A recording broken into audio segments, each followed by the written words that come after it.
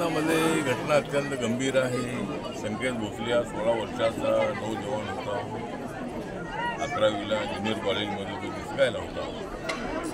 त्या ठिकाणी धोत्रे नावाच्या मुलासोबत त्याचा काही छोटासा वाद झाला, धक्काबुक्की झाली आणि त्या वादातून त्याला बाहेर घेऊन जाऊन त्याच्यावर निघून अशा पद्धतीची त्याच्यावर हल्ले केलेला आहे आणि त्याच्यामध्ये त्याचा मृत्यू झालेला आहे।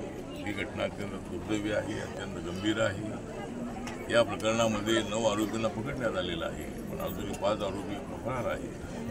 त्या सगळ्या आरोपींना पोलिसांनी लवकरात लवकर पकडावं अशा पद्धतीची आमची मागणी आहे। या कुटुंबाला समाज कल्याण खात्याच्या वतीनं 8.25 लाख रुपयाची मदत मिळणार आहे। त्यानंतर मुख्यमंत्री फंडातून एक 10 लाख रुपये म्हणून देण्याचा मी प्रयत्न करणार आहे। आणि हे जे कुटुंब आहे, या कुटुंबाच्या पाठीमागे रिपब्लिकन पक्ष सातत्यानं उभा राहणार आहे। त्या दुःखामध्ये तर आम्ही सामील आहोतच आहोत। पण जे आरोपी आहेत त्यांनी अशा पद्धतीने एका तरुणाचा निघून गेलेला आहे, त्यांना फाशी शिक्षा झाली पाहिजे अशा पद्धतीची आमची पक्षाच्या वतीनं मागणी आहे।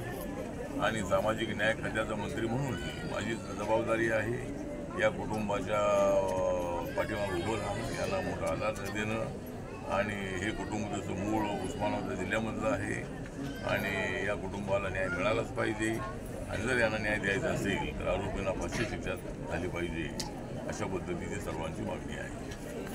सर, महत्त्वाची गोष्ट अशी आहे की एक आरोप होतोय की ह्या प्रकरणामध्ये पोलिसांनी कुठेतरी हलगर्जीपणा केला आणि त्यामुळे हा सगळा